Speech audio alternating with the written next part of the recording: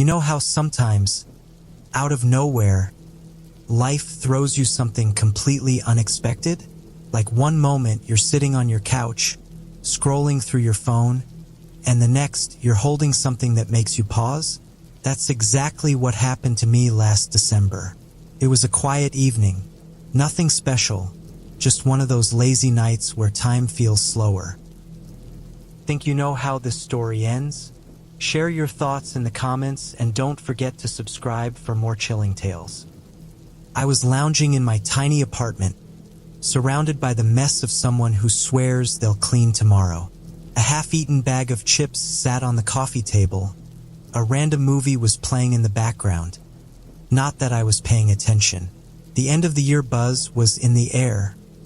Everyone was talking about New Year's plans. Me? I didn't have much going on. My idea of celebrating was staying home, eating way too much junk food, and maybe binge watching some old shows. Now, don't get me wrong. I like people. I really do. But I've never been one for big parties or noisy crowds.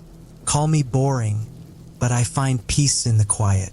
So, when this envelope showed up in my mailbox, a thick, creamy paper envelope with my name written in the most elegant handwriting, I was intrigued. At first, I thought it was a wedding invite or some promotional thing.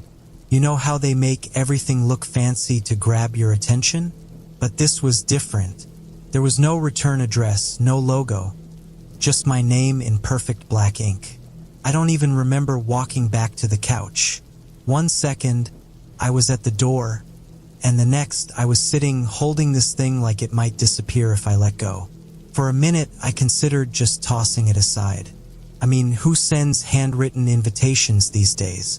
But curiosity got the better of me. I slid my finger under the seal, feeling the weight of the paper. Inside was a single card, printed in gold letters so shiny it almost looked wet under the light. It said, "You are cordially invited to an exclusive New Year's Gala at the Ravenswood Estate. Midnight, December 31st, formal attire required." And here's the kicker, there was no RSVP, no phone number, no way to confirm. Just those words, and at the bottom, a date that looked like it had been written with an actual quill. For a second, I laughed. This had to be a prank, right? Who does stuff like this anymore? But as I held the card, something about it felt serious. It wasn't just the paper or the fancy script. It was like the card itself was daring me to come. And honestly, I didn't have a single reason not to. I wasn't busy, I didn't have plans, and Ravenswood Estate, well, that place was famous. It was one of those old, Gothic mansions people always whispered about, but no one really visited. The idea of walking into some extravagant party, seeing a slice of that mysterious world, felt exciting. Okay, maybe exciting isn't the right word. More like intriguing. My normal self would have tossed the card and moved on. But this time, something about it pulled me in. It felt like an adventure waiting to happen, even if my brain was telling me to think twice. And so, after staring at that card for way longer than I should have, I made up my mind. What's the worst that could happen, right? A weird party with strangers? Maybe a free drink or two. As I folded the card back into the envelope, I couldn't help but feel this strange mix of curiosity and apprehension.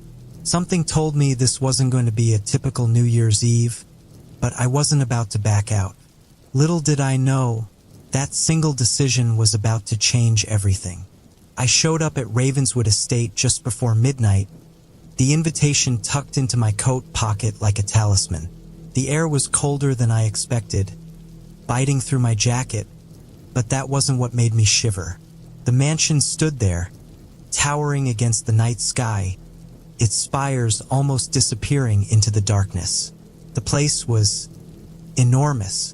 I'd seen pictures online before, but nothing prepared me for how imposing it looked up close.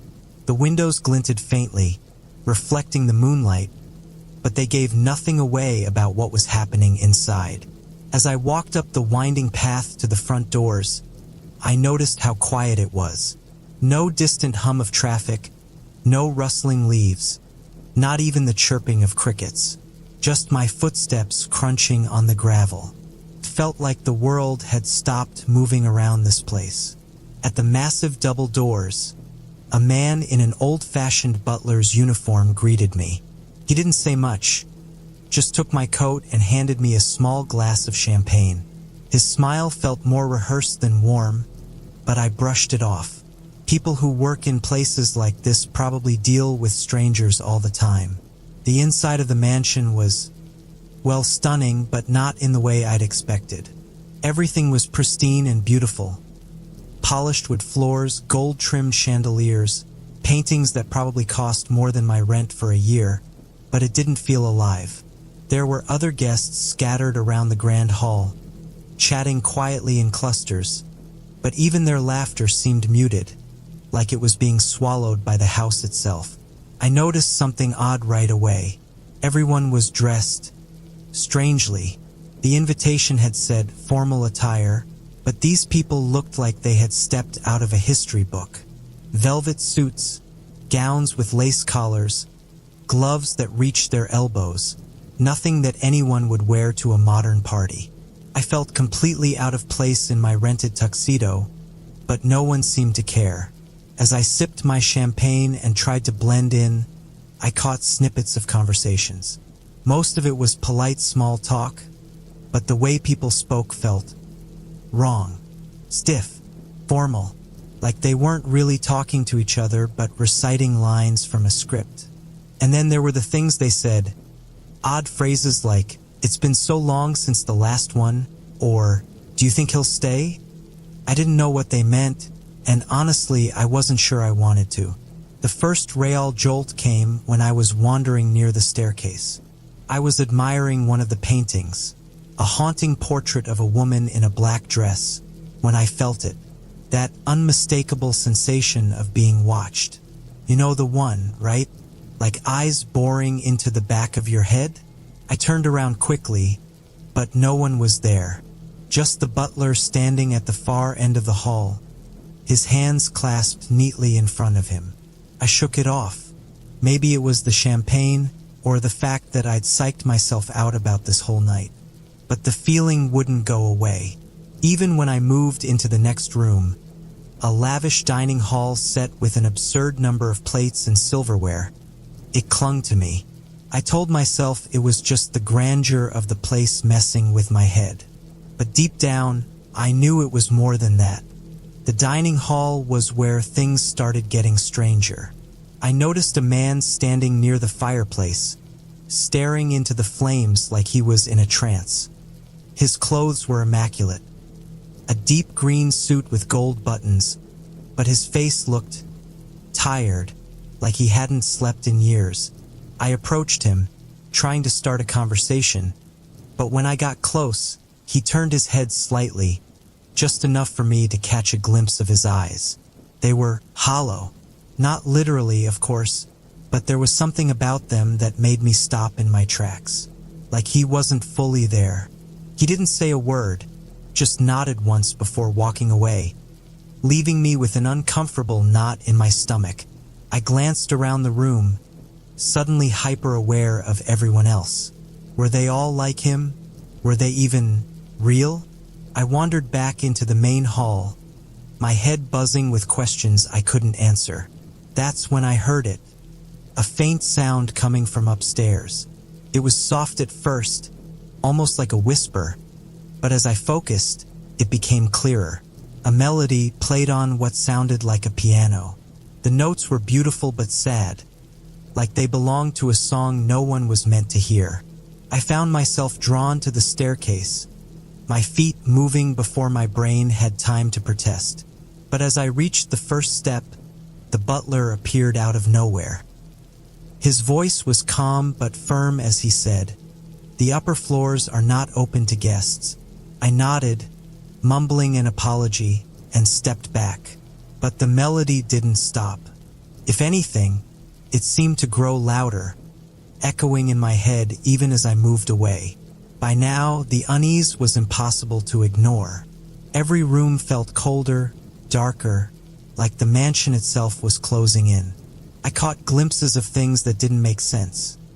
Shadows that moved when no one was there, reflections in mirrors that didn't match what I saw in the room. And the people, they kept talking, laughing, but it all felt so disconnected, like they were pretending to be human. I wanted to leave. I should have left, but something kept me there, a mix of fear and curiosity that I couldn't shake. And as midnight approached, the air seemed to change, felt heavier, thicker, like the house was holding its breath. And so was I. The air inside Ravenswood Estate had shifted. It wasn't the kind of shift you could point to or name, just something off. I tried to shake off the growing unease, but it stuck with me, like a bad taste in the back of my throat. After the strange piano melody had stopped, the whole place seemed to fall silent. But the silence wasn't peaceful. It felt heavier. It wasn't just the old wooden floors creaking or the flicker of dim candlelight. There was something else now, something I couldn't quite place. I wandered through the mansion, trying to find something familiar, something that would make me feel grounded again. I kept telling myself it was all in my head, but every turn, every new room, felt more wrong than the last. As I moved deeper into the house, I noticed something strange happening with the shadows. They didn't act like shadows should. They lingered longer, stretched unnaturally across the walls, and when I turned my head, they seemed to shift just a little faster, almost like they were following me. I stopped in front of one long mirror in the hallway, staring at my own reflection, and that's when I saw it. A shadow moving behind me. Only, there was nothing there. No one else. No light source to cause it. I spun around, my heart racing, but the hallway was empty. My breathing quickened. It was just my imagination, I told myself. It had to be. I kept walking, trying to steady myself, when I noticed the air growing colder. I hadn't felt it at first. Maybe I was too caught up in my own thoughts, but now it was undeniable. My breath came out in small clouds, the cold sinking into my skin like ice water. I pulled my jacket tighter around me and quickened my pace. I passed by a room that I hadn't noticed before. Its door cracked open just a bit. The cold came from there. I pushed the door gently with the back of my hand, half expecting to find a broken window or something else to explain it away. Instead, I was met with an empty room, but the temperature dropped even further the moment I stepped inside. I took a deep breath and tried to ignore it, but then the light above me flickered. Once, twice, 3 times. Each flicker made the shadows seem to twist, as if the darkness was alive, stretching and crawling across the walls like it was trying to reach me. Suddenly, a voice interrupted the silence. "You shouldn't be here." I jumped, spinning around to find a woman standing in the doorway. She was older, with graying hair tied back in a tight bun. Her eyes were wide and frantic, and her hands twisted at her sides like she didn't know what to do with them. She was dressed in a long, flowing dress, the same kind of odd vintage clothing the other guests were wearing. But there was something in her expression that made her stand out. "What did you say?" I asked, my voice trembling more than I wanted to admit. She didn't answer at first. Instead, she just stood there, staring at me. There was something about the way she looked at me, like she was seeing something I couldn't. "You need to leave," she said, her voice barely more than a whisper, but urgent. "This house isn't what you think it is." My mind raced. What did that even mean? Of course, this place was strange, haunted maybe, but I hadn't seen anything that made me believe it was something more. Still, the way she said it felt real, almost too real.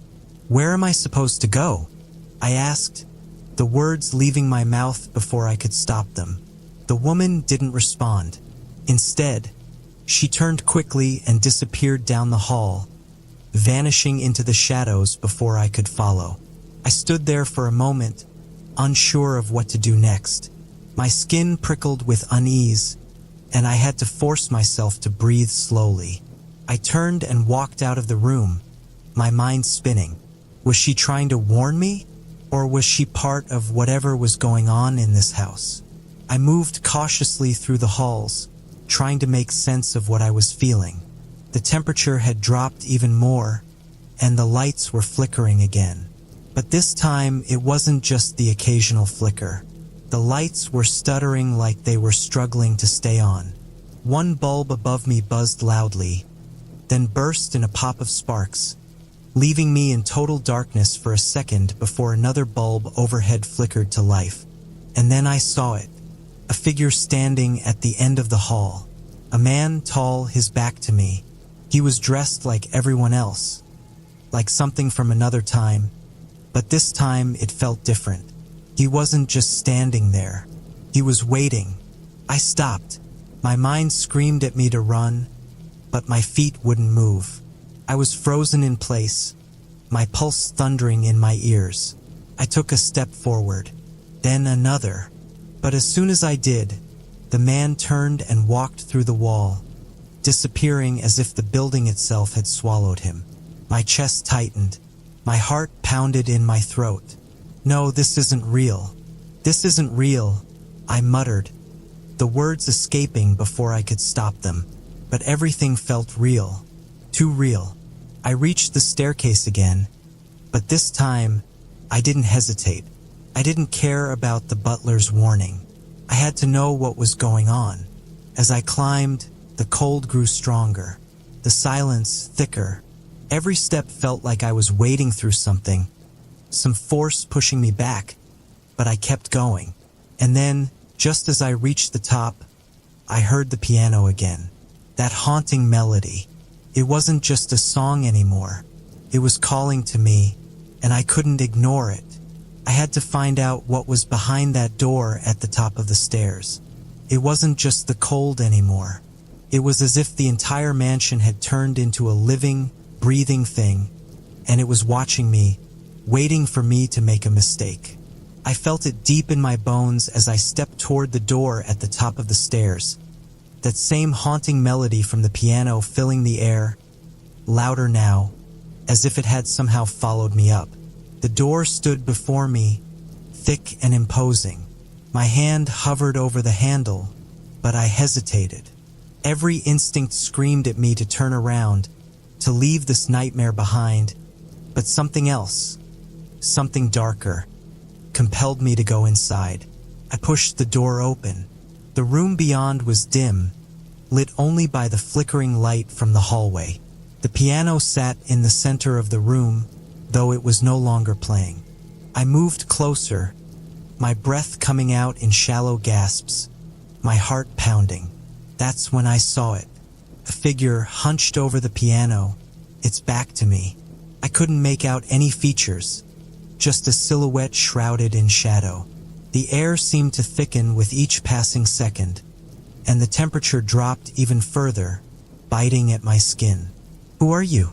I called out, my voice cracking as I stepped forward. "What is this?" The figure didn't respond. It didn't even move. For a moment, I thought maybe it was just a trick of the light or a figment of my imagination. But then, it turned its head. Its eyes weren't eyes at all. They were hollow, black pits, like they'd been carved out by some force too dark to understand. A chill ran down my spine, and I stumbled back, my legs shaking beneath me. But before I could turn and run, the figure's voice broke through the silence. "You shouldn't have come here." I froze. The voice was low, almost like a whisper, but it felt like it was vibrating inside my chest. Felt wrong. "I don't understand," I said, my voice barely a whisper. "What do you want?" There was a long pause, and then it spoke again, its tone colder, sharper. "You've seen too much already." A wave of panic washed over me, and I stepped back, bumping into something hard behind me. I whipped around to see a second figure emerging from the shadows, this one, taller, more menacing. The dim light flickered once more, revealing a faint outline of its face, twisted in an unsettling, unnatural smile. My breath caught in my throat. I knew deep down that I wasn't going to make it out of here. I wasn't going to survive whatever this was. The room seemed to close in on me, walls pressing inward, and suddenly, I couldn't breathe. My chest tightened as if something was clutching at my heart, squeezing tighter with every passing second. I turned, searching for a way out, but the door I came through was gone, vanished. The hallway outside was replaced with a solid wall of darkness. There was no escape. The figures moved closer, their footsteps slow but deliberate, like they were savoring my fear. I stumbled backward, my mind racing. Where was everyone else? What had happened to all the other guests? I hadn't seen anyone for hours now, and I was starting to wonder if I was the last person alive in this house. Suddenly, I heard something, a noise I couldn't explain, a low guttural growl. From the corner of my eye, I saw something shifting in the shadows, something moving toward me, faster than I could react. It was a blur at first, but as it got closer, I saw it more clearly, something human but not. Its eyes were wide, wild, filled with something darker than rage. It wasn't a person. It wasn't anything close to human. The thing lunged at me, its mouth opening wide, revealing sharp, jagged teeth. I barely had time to react. Instinctively, I ducked to the side, narrowly avoiding its teeth, but the force of its body collided with mine, sending me crashing to the ground. I gasped for air, my body aching, my head spinning, my vision blurred. "Help me!" I screamed, though I wasn't sure anyone was still alive to hear me. The figure above me grinned, showing its jagged teeth again. But then I remembered there was no one left. It was just me and whatever this thing was. The thing grabbed my wrist, its grip cold and vice-like, pulling me toward it. I kicked, trying to break free, but it didn't flinch. I could feel its breath on my face, foul and heavy. The smell was sickening. It was like rotten meat mixed with something worse. I recoiled, trying to twist free from its hold. The figure leaned closer, its breath sending a chill through my skin. "You should have listened. There's no way out now." Panic surged within me. My chest tightened. The walls felt like they were closing in. My heart thudded in my ears, louder and louder until all I could hear was the sound of my own blood rushing through my veins. Couldn't breathe. My chest felt crushed under the weight of the darkness in this room. I kicked harder, digging my heels into the cold floor, and finally, I pulled my wrist free. But the creature wasn't giving up. It lunged again, and I had no choice but to fight. I grabbed a nearby piece of broken furniture, a sharp, jagged piece of wood, and swung it at the creature with everything I had. The blow connected with its side, and it screeched, a horrible sound that made my skin crawl. But the force behind it pushed me back against the floor. I scrambled to my feet, searching desperately for something, anything to help me. That's when I heard it, the unmistakable sound of footsteps, loud, rushing toward me. "Stay back!" I shouted, my voice ragged. I couldn't see who was coming, but I didn't care. I just needed to get out. I turned and ran, ignoring the sharp pain in my side, ignoring everything except the need to escape. I sprinted down the hall, past the flickering lights, past the twisted shadows that seemed to move on their own. Then I saw it. The door. The front door. It was just ahead. But as I reached for the handle, it slammed shut in front of me, like an invisible force had trapped me inside. I pounded on the door. "Let me out! Let me out!" But there was no response, only silence. And then, a voice cold and mocking. "You can't leave. Not anymore." I stumbled through the door, gasping for air as I pushed myself out of the darkness that had closed in on me. The fresh air hit my face, but it didn't feel like relief. Felt wrong. My legs were shaky, my body sore, as though I had been running for hours, but I didn't stop.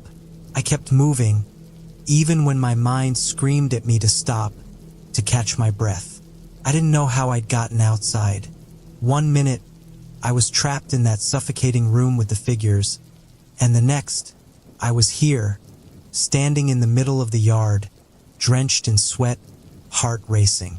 Felt like a dream or a nightmare.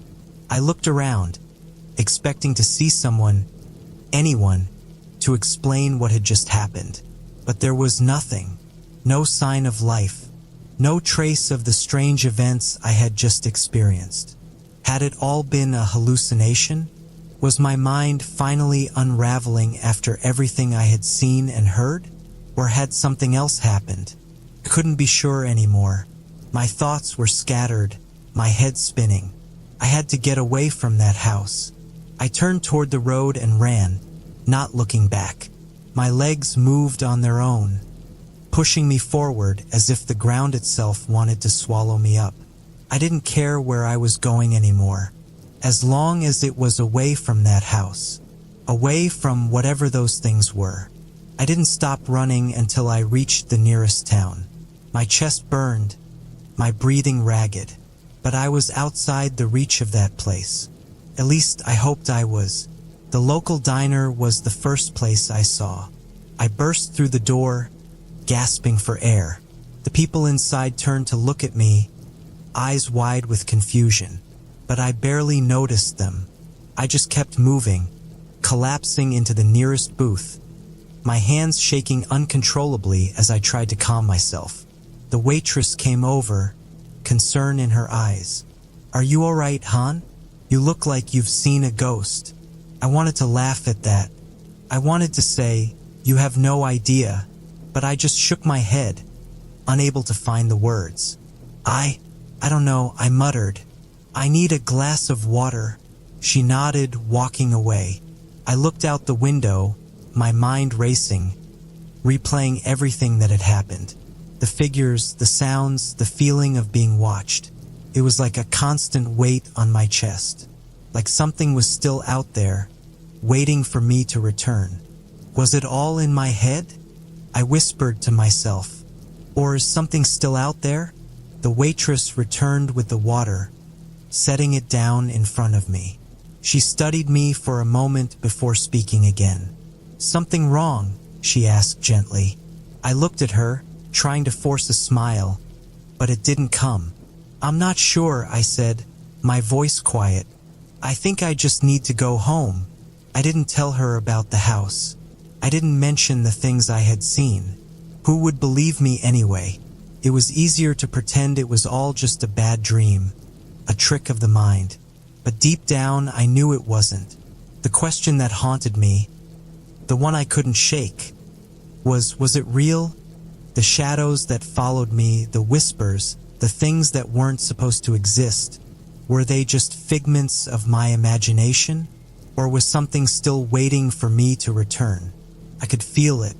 The way the air changed, the way the shadows felt thicker now, as if they were always lurking just behind me.